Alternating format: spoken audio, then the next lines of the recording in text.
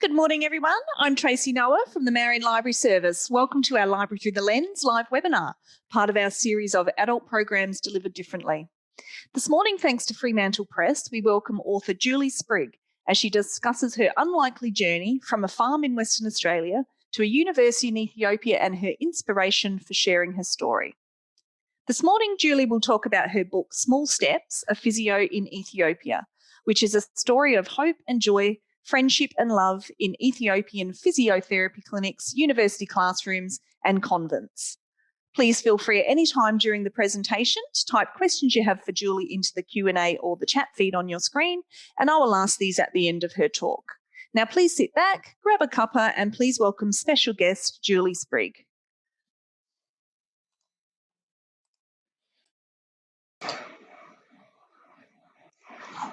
Good morning, everybody. Thank you so much, Tracy, for the introduction. And hello to everybody. I think we've got people from many different places today. I think we've got some people tuning in from my hometown of Boyup Brook, and I think we have some people in South Australia, and that's really fabulous. Thank you all for coming along, for the West Australians particularly so early in the morning, and for the South Australians for joining us mid-morning.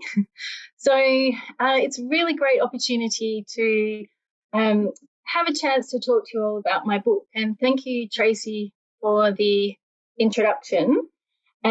Before I start talking, I noticed that there was an acknowledgement of country on PowerPoint Lens from Tracy. And I would just like to say that as I'm speaking from Perth, I'd like to acknowledge that I stand on Wajak Noongar Budja, the land of the Noongar people, and I would like to pay my respects to elders past and present. So, what a great opportunity for me to tell you all about my book. This is a book that I worked long and hard for. And so as Tracy said, it's a memoir of my experience of being part of the first physiotherapy course in Ethiopia. It's a story of hope and joy, friendship and love in physiotherapy clinics, university classrooms and convents.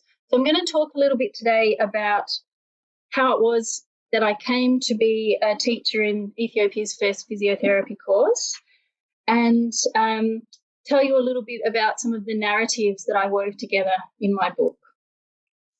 So while my story is unique in that there aren't that many stories about physios, convents and Ethiopia mixed together, it's also a story that I think a lot of people might resonate with, because it's about giving work your all. It's about being young and idealistic and searching for your place in this world. So one of the main reasons that I felt compelled to continue with this story and to tell this story is because it was a story about disparity and learning about the fact that the world often isn't a fair place, and learning the really painful lesson that there aren't any simple solutions to complex problems. So before we get stuck into talking about the narratives in the book, I'll just give you a little bit of an overview about me. So I'm a Perth-based author, and this book, Small Steps, was launched in August 2020 after it was shortlisted for the 2018 City of Fremantle Hungerford Award for an unpublished manuscript. And I was very lucky to be offered a publishing contract with Fremantle Press as a result of being shortlisted for that award. So up until fairly recently, I worked as a physiotherapist, and then I switched to a career in foreign aid for programs that improve the human rights of people with disabilities. And I worked internationally for many years. I worked in many programs in China, India, Bangladesh, Cambodia, Vietnam, Vanuatu, and some trips back to Ethiopia. So I had a lot of experience after working as a physio, lots of experience of working in foreign aid or international development as it's formally known. And I used a lot of those experiences to reflect on the time that I'd had in Ethiopia to create this manuscript, which then became a book. So after a long time, I got tired of travelling, and I missed my family, and I missed the sunshine and the beaches of Perth. And so I came home to Perth. And now I have a really great job working with the government and working in the evaluation space. So looking at programs that overcome social disadvantage and looking at the effectiveness of those programs. So now let's have a talk about the book and about the timelines in the book. So the book is set from 2004 to 2006, which is the period of time that I spent in Ethiopia. And a lot of people have asked me why it took me so long to write this book. Why now is this book coming out? And it seems like there's quite a gap between the experiences that happened and then the book that ended up coming about.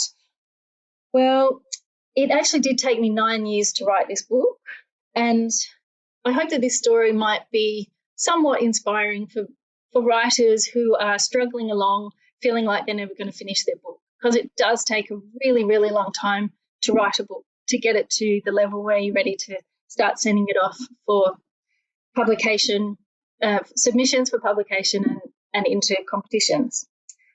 And the reason that I kept going with this story, even though it was getting further and further away from the time that the experience happened, was that the stories never left me. So my book has stories around kids with disabilities and kids who were sick in the hospital that we worked with as physiotherapists. And these stories of these incredible kids and some of the amazing things they did, and the stories of this incredible place that not many people from Australia really know that much about, that story never left me, and I kept feeling like this is a story that needs to be told. And another story that didn't leave me, and was something that I continued to grapple with while I was working in the many developing countries after working in Ethiopia, was that I wanted to capture the story or that feeling of being so uncomfortable with my own privilege. And this feeling of being idealistic and feeling really driven to make the world a better place, but then finding out that the reality is that the world is really complex and the issues of global inequality are really complex. And I wanted to write a book that might spark conversations about this. It might give people an opportunity to talk about this thing called global inequality and what's our role in it. And, you know, we can feel, and I've spoken to many people who do feel really overwhelmed with what is it we're supposed to be doing. And if we feel driven to make some change in the world, but we don't know how to go about it, what are we supposed to do with this burden of a desire to make change, but being unsure how to do it? And so I feel like there's always going to be a place for conversations around that. So the story, while it is set a while ago, the themes that are in the book are quite timeless. And I've had lots of great discussions with people since the book has been released that have really helped me or convinced me that there is a space for conversations around these things. So another question that I get asked quite frequently is, did I remember all of this from such a long time ago? So I'd like to make it known that I didn't remember any of it with my real memory. I didn't do any remembering with this. I had written everything down at the time. So I wrote heaps and heaps of journal entries at that time that I was in Ethiopia. I wrote every night after work. I got up early, set my alarm really early and got up and wrote before work. And so I had heaps and heaps of journal entries, and I had newspaper articles and clippings that I'd saved from that time. And initially I had just started out keeping a travel journal, as I had with other travels. And initially I just wrote about my day, and I wrote about the beautiful scenery that I was seeing and the fun people that I'd met. But then as my experiences got more complicated, I wrote much more about how I was feeling and some of these really huge things that were going on around me that were just well beyond my comprehension and anything that I'd experienced in my life up until that point. So I spent lots of my time writing, capturing everything. And when I came back to Australia after my time in Ethiopia, I realised I had about 250,000 words, which is about double the final length of the book. And so then I had lots of newspaper clippings that I'd kept at the time, and I had heaps and heaps, so then I had enough to make a manuscript for a book. And so then I sat down to turn all those journal entries into a manuscript and worked on that. And I'll just give you a bit of an overview of how long it took to go from having a first draft to my book finally making it to the shelves, because I feel like if there's any aspiring authors on this call, it can feel like there isn't much point to keep going, but I feel like my story is proof. Yes, keep going. You're going to feel like you're crazy. Everybody's going to say, are you still working on that book? Or people roll their eyes at you when you say, oh, I can't go out this weekend because I'm staying home to work on my book. And then you can keep working on your book, and eventually you might find that you too end up with a book like this, and it can be on bookshelves, and then you can also do an online presentation about it. So keep going. So I'll give you a quick overview of how long it took me to get the book from journal entries into a book. So I started pulling together my manuscript in 2008, and that was a couple of years after I'd come back from Ethiopia. So I was still quite fresh, but I was also working in international development, and I was traveling internationally every 6 weeks. I had a massive workload. I was studying a master's, and I thought it was a really good idea to also write a book at the same time. So I made very slow progress on the book, and then when everything just got too much, I put it aside, and I thought, oh, I finished the first draft now, and then work and life and everything just got too much, and I put it down. But then the story never left me. It kept coming back. I kept thinking about it. So then I picked it up again, and in 2014 and 2015, I started working on it again, and I finished the second draft. I finished the third draft. And I did have the help of a very amazing writing mentor, and I would send her drafts and she would make comments, and then that really helped me shape it into chapters and shape it into a very coherent narrative. So then in 2015, I started submitting to some publishing houses, and I had a little bit of interest, but nobody decided to run with the book. And so then in 2017, then I decided, right, that's it. It's too late now. I've left it too long. I don't have time to work on this. And to be honest, I thought it was just a silly dream, and I'll just put it aside. Then there was the Little Award, known as the Hungerford Award. Actually, it's not little, and we have someone here from Fremantle Press who will attest to the fact it's not a little award. It's really significant. And it's a really fantastic opportunity for WA debut authors. So I decided as a last-ditch effort, I'm just going to enter into the Hungerford Award. And if it goes somewhere, it goes somewhere. If it doesn't, chuck it out. And then even up until the last minute, I was still wavering. Oh, can I be bothered? I had an 8-month-old baby. I was sleep deprived. And I got my manuscript in half an hour before entries closed. And then I thought, right, that's it. And then I got a phone call from Fremantle Press saying that my book had been shortlisted. And then I went to this very fancy ceremony, and I didn't win, but I was not that bothered because I did get offered a publishing contract, which had been my goal all along.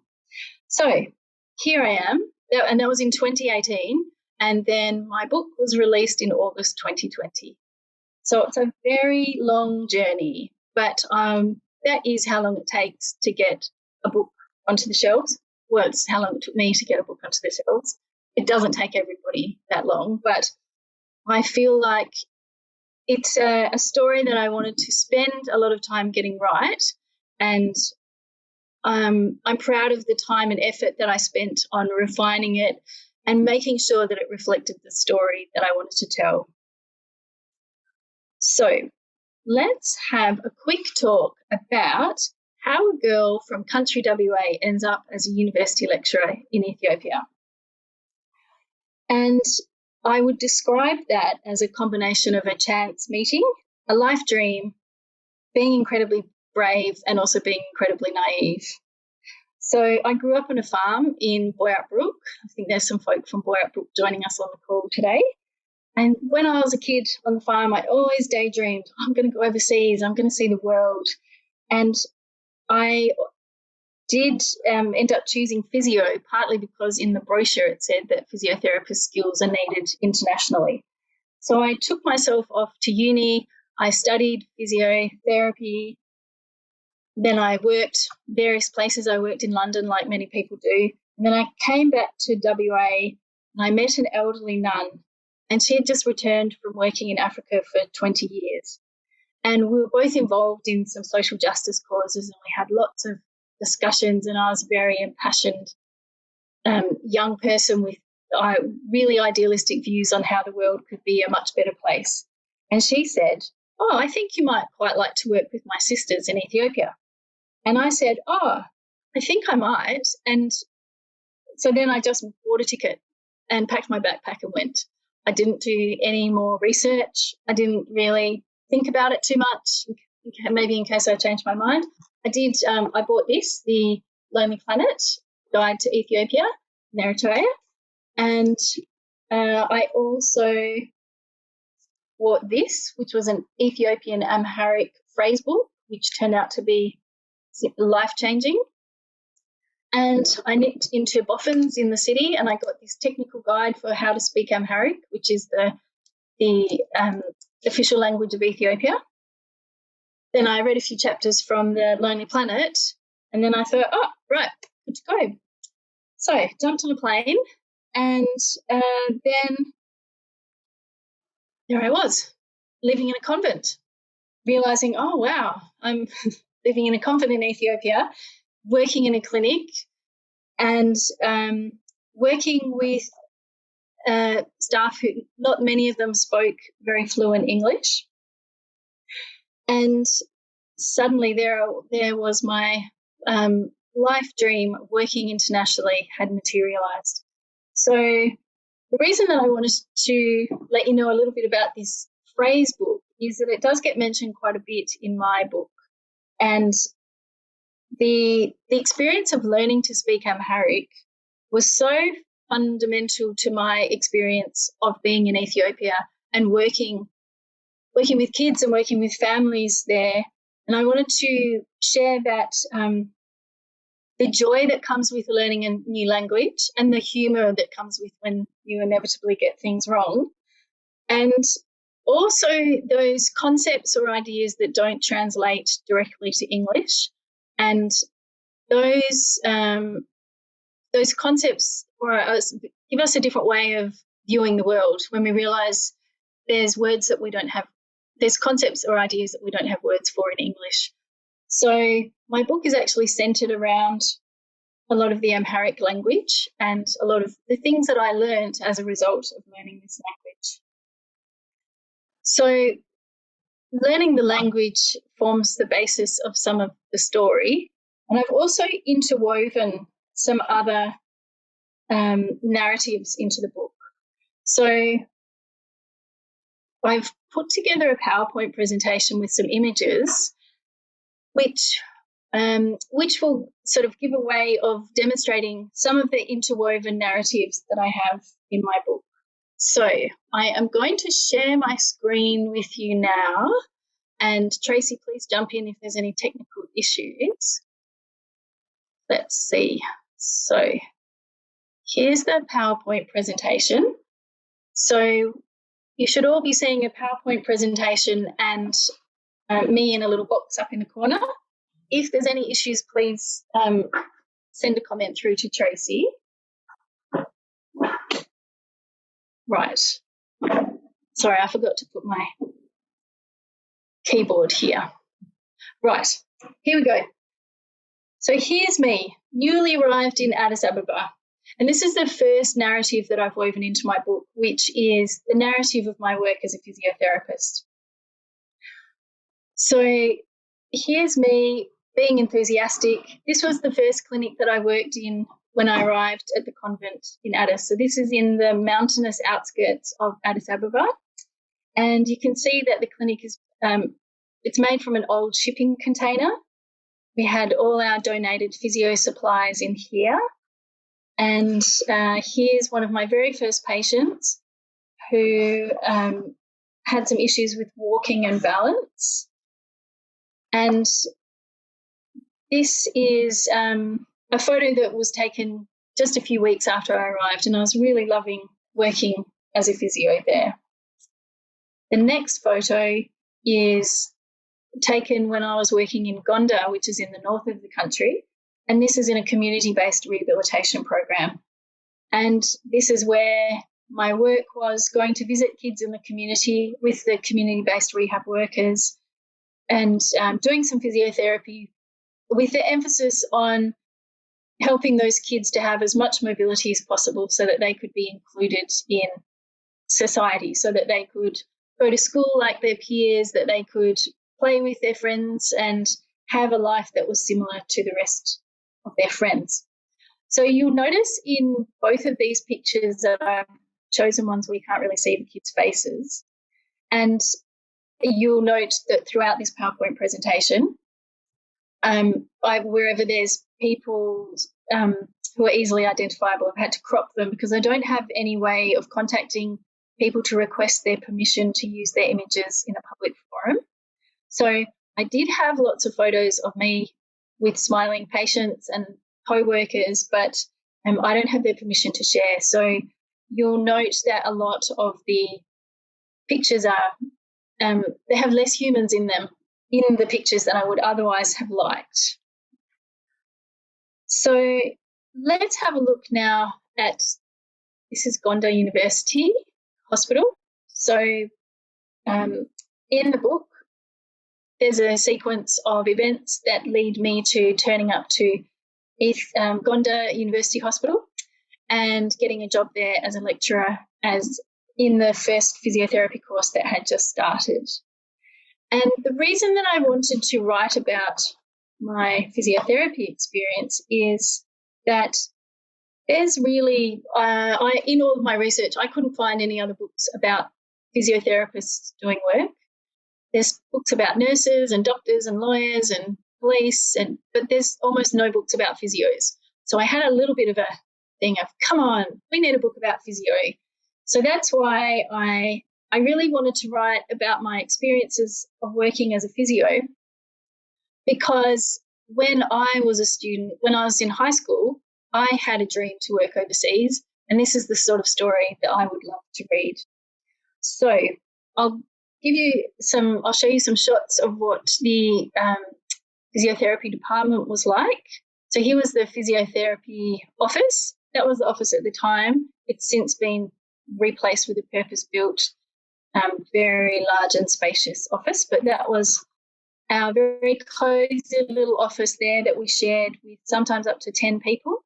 And I have great memories of being in that office. And for people who've read the book, this is our list of our library of resources that we shared with students when they came to borrow books. That does get mentioned in the book. And here's the physiotherapy clinic. So you can see there's lots of equipment. Some of it's donated, some of it's purchased.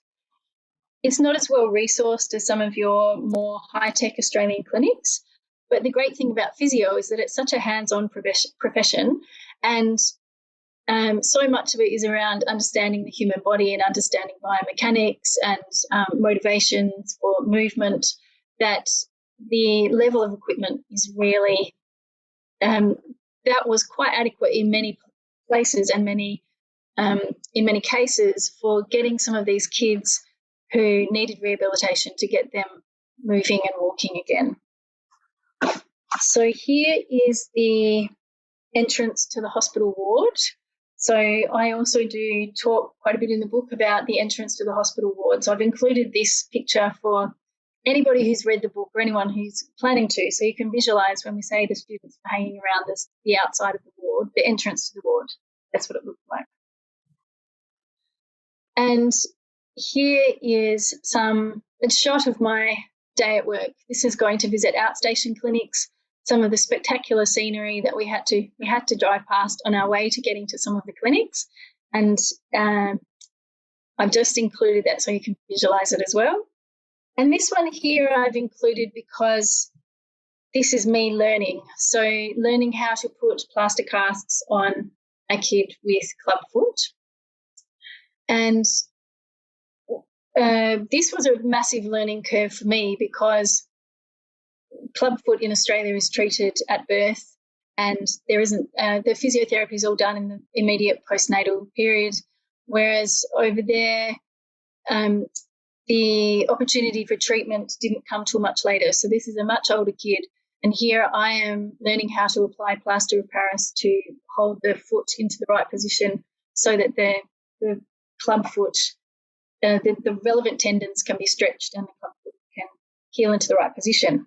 So the reason I've included this picture is because it was so much about my learning, and there was so much that I was learning and so much that I was getting used to. And the other reason that I wanted to include this picture is because this sort of demonstrates some of the cases that people back at home were interested in.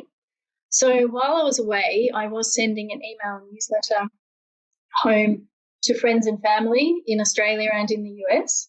And I already knew that there was a lot of interest in what it's like to be a physiotherapist in Ethiopia, because from those emails, I had so many responses. I had people emailing to find out how the kids were going, what their progress was like. And so many people were engaged in the concept of my actual work and the progress of the kids. And that started to form the basis of the book, with these emails that I sent out and the responses back, and the fact that my email list was getting wider and wider and wider, and so many people, friends of friends and friends of aunties and friends of aunties' friends, were all signing up to find out about these kids and their progress. So that started to form the backbone for the book. And so when I came back to Australia and I started to go through my journal entries and turn them into a story about the kids, then when I was rereading my notes, I realised that I was writing about some of the same things over and over. And those things were around looking for meaning in my work, about making sense of these huge things that were going on all around me. There was political turmoil, there was civil unrest, there was the legacy of oppressive government and some poverty that went with it. And so then when I started to weave my journey into my emotional journey into the stories of the kids, that's when the book started to take on a life of its own. So before we get to talking about some of the huge things, let's take a look at some daily life.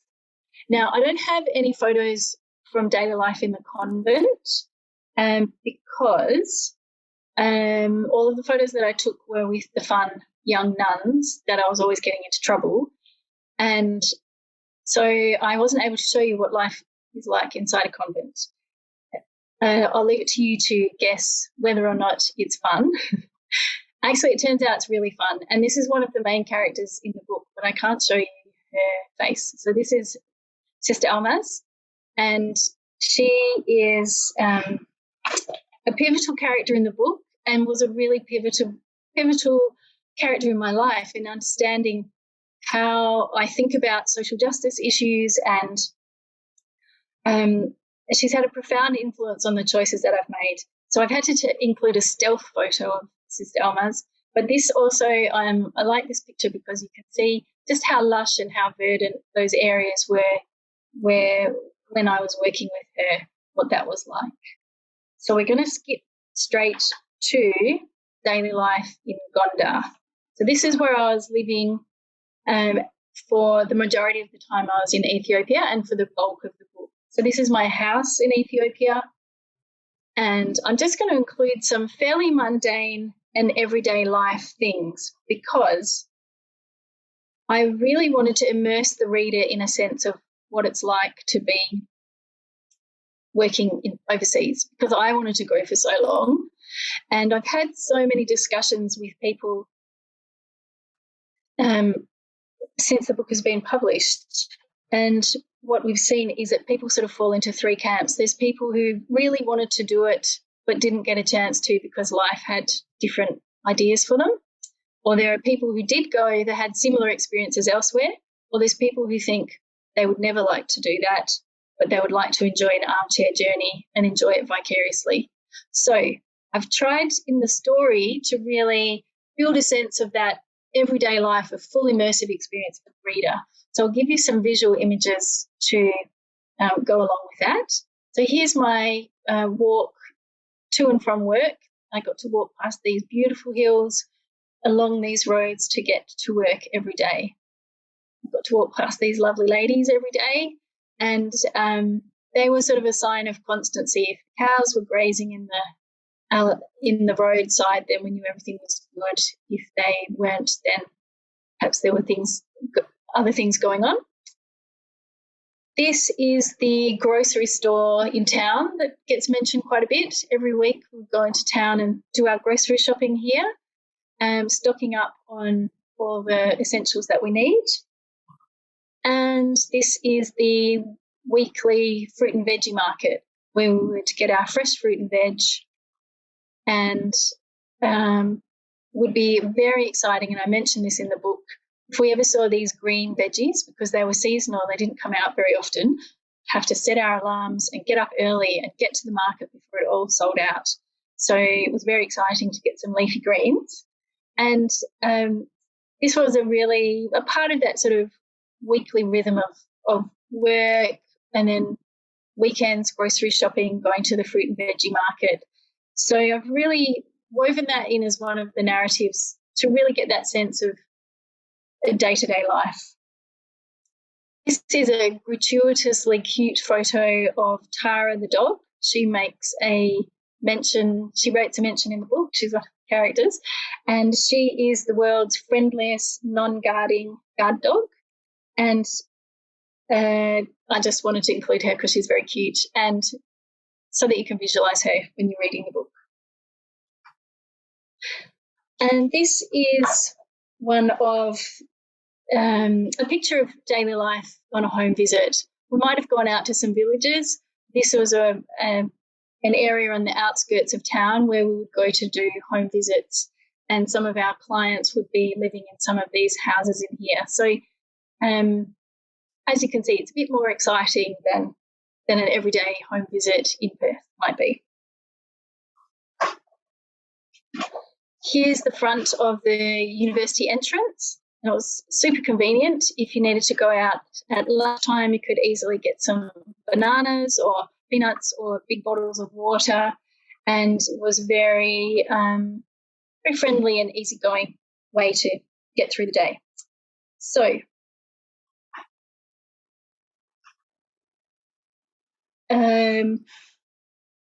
here is another shot of everyday life. If there's anyone on the call who has been to Ethiopia, you'll recognise this delicious juice.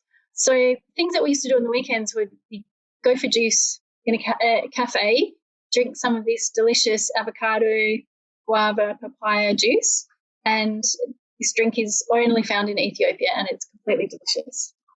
Some of the other things we used to do were go for dancing. So a question that I've had a few times has been, was I lonely in Ethiopia? And I wasn't lonely at all. I had a brilliant time because lots of my weekends involved dancing. So here's a picture of some Ethiopian people wearing spectacular costumes, beautifully embroidered, doing amazing dancing, performing really amazing feats. And here's a picture of me wearing some clothes that were probably a bit dirty, a little bit smelly because we could only do hand washing. So here's me not doing a very good job of Ethiopian dancing. And this was, so every weekend we'd go sing and dance at these local Asmari beds, they're called. So there's a picture of me making a coffee ceremony, which is a big part of daily community life in Ethiopia as well.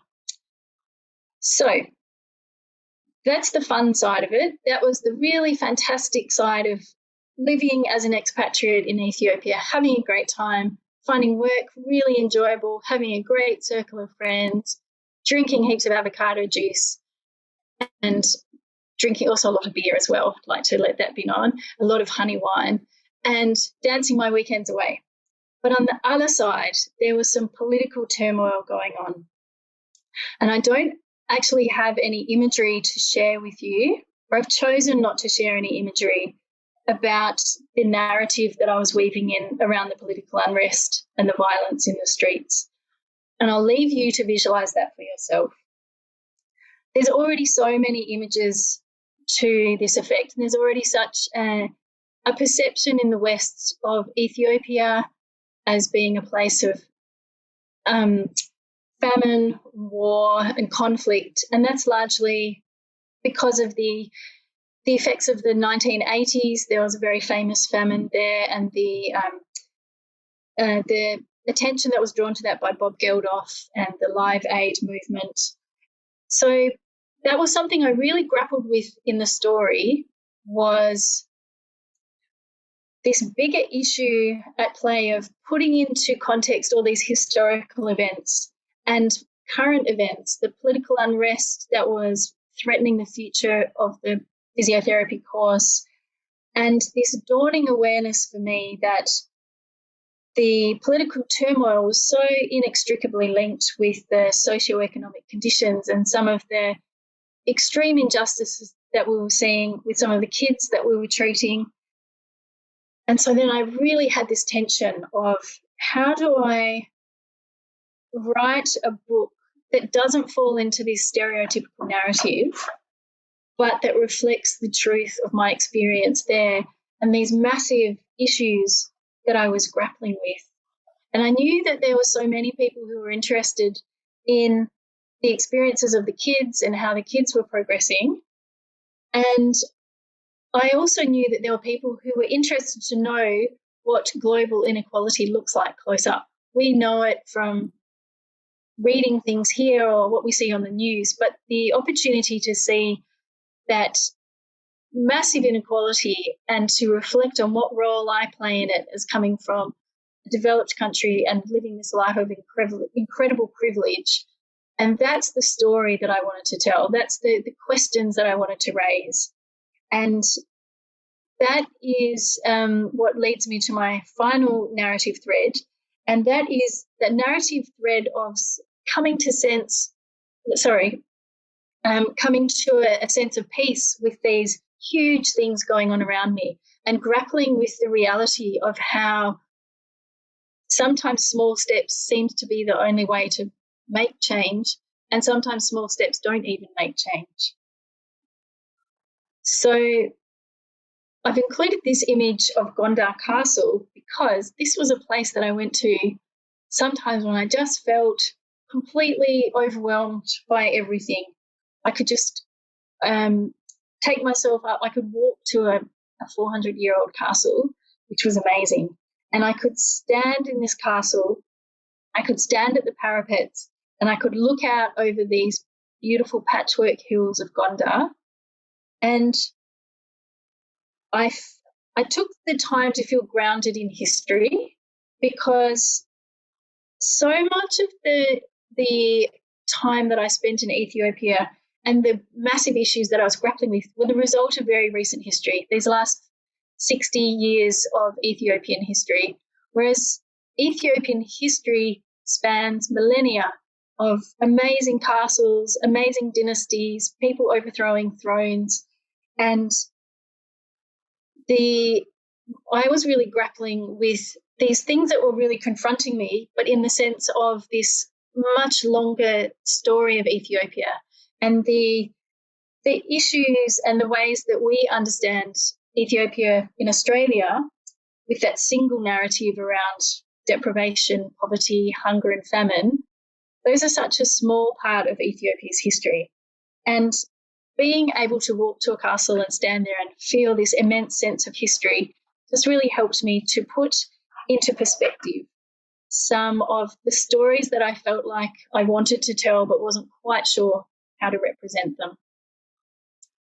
Which then brings me to the rock-hewn churches of Lalibella.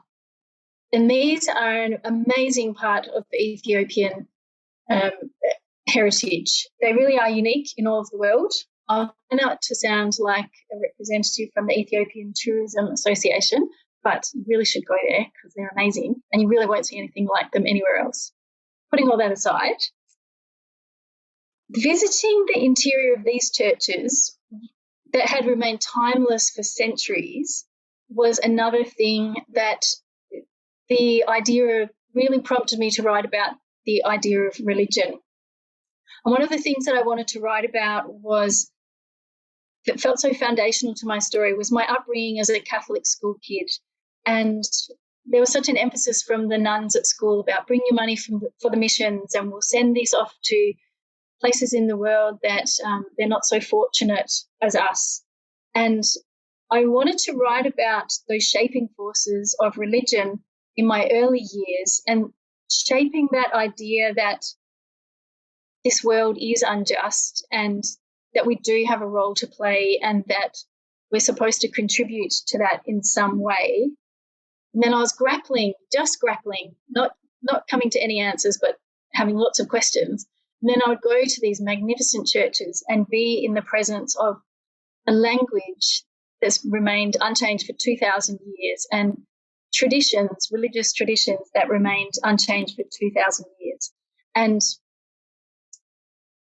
I felt such a sense of reverence and, again, no answers, but just lots and lots of questions. So this is a picture from the Tilker Parade, which takes place around the country. It's a major religious festival.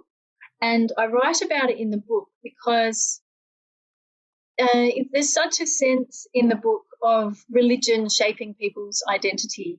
And so much of my search and my quest was really based in this Western way of thinking about individualism and this loss of religion forming the fabric of society. And so, again, I just had lots of questions and lots of ponderings and musings about the difference that we have in the West versus a place where religion is so central. And I saw how much certainty people got from knowing their place and from trusting and having these traditions that remained unchanged for centuries. And then it just really put into perspective some of the questions that I had around what does this all mean? What's the meaning of life? Why am I here? And those were the big questions that I very naively thought that I was going to find answers to when I set off on my big adventure. So I really wanted to weave that pivotal narrative in, and I also really wanted to show you how beautiful the Tilker Parade is because the colours and the spectacles are really like nothing else. And so when you go to Ethiopia, you should really make sure you're there so you can go to the Tilker Parade as well. So just another little spook for why everybody should go on a holiday to Ethiopia. So I'm going to sum up now, and I'm going to give you a major spoiler that I didn't find any answers to injustice, and I didn't actually solve global inequality, which is really amazing. And I didn't even find the meaning of life, which was very distressing for me. And in retrospect, a completely absurd thing to think that I was going to find. But what I did find while I was there, and what I have found since the book has been published, is a whole lot of kindred spirits, a whole lot of people that have been waiting to have these conversations, and a whole lot of people who've never really had the opportunity for these conversations. And I think, to me, that just is it's so delightful to know that all the work that I put into crafting this narrative that asks questions, that doesn't really bring about any answers, it's so exciting to find that there's people who are really resonating with that. And I'm going to finish with one picture from the students' graduation party.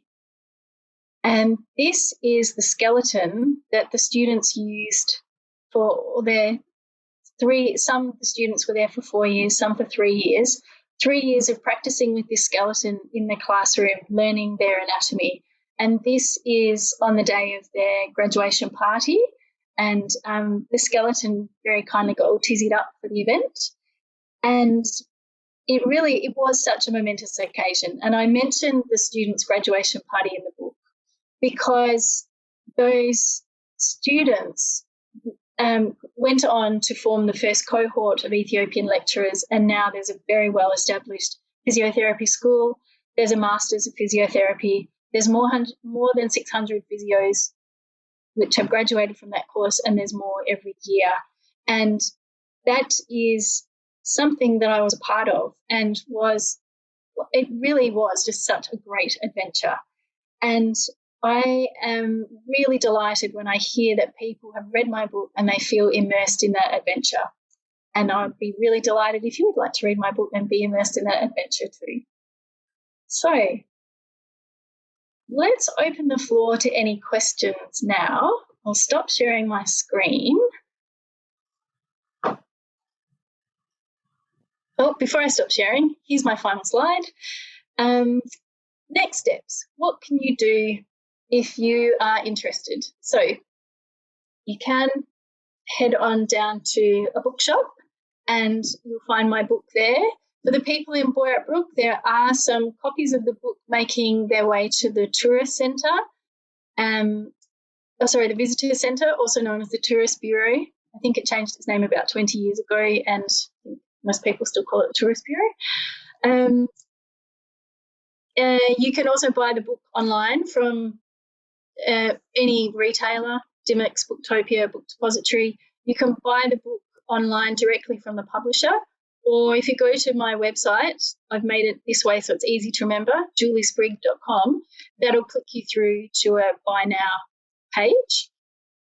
Now, if you've read the book and you really like it, I'd love it if you could leave me a review on Goodreads or Amazon, and that really helps other people to learn about the book and really helps the author's self-esteem. So don't hold back there. And also you could tell your friends about my book and let them know if you really enjoyed it or if you really were interested in the talk, please do. And also connect with me on social media.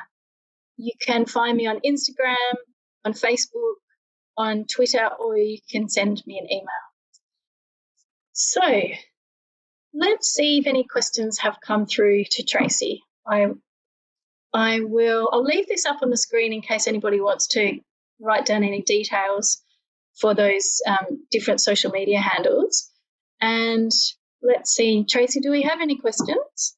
Thank you, Julie. That was your talk was wonderful, and those pictures were just gorgeous. And it must have been such an exciting but also sobering experience living and working in an underprivileged country like that. And I do hope one day we can go and visit this beautiful country when we can start travelling again.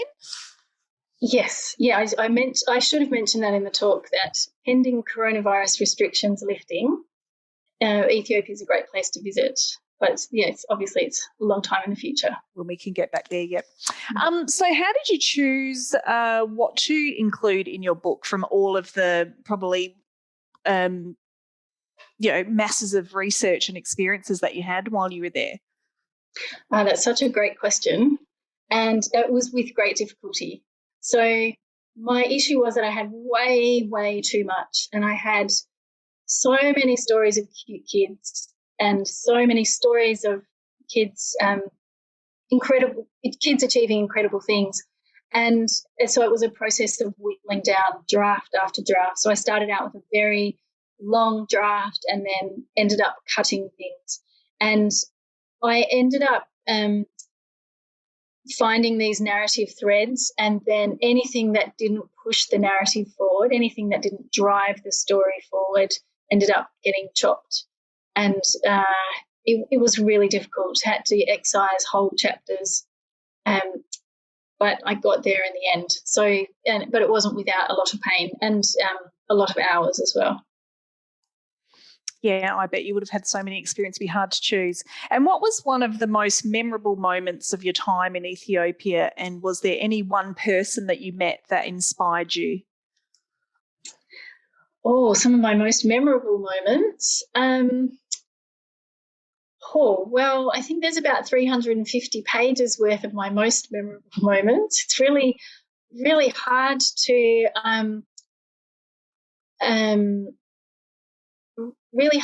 pick out one, but I actually think, well, in terms of the most memorable person, would definitely be Sister Omas. She remains to this day one of the most incredible women that I've ever met, with such a passion for improving the lives of women, and such an irreverence and such a complete dedication to, we just keep going. There's a setback, we just keep going. And I've never met anybody like her, and I aspire to be like her. I absolutely don't achieve it at all, but she has been one of the most pivotal people during my time there, and that's why she made it into the book. And in terms of some of my most pivotal experiences, I think that it would be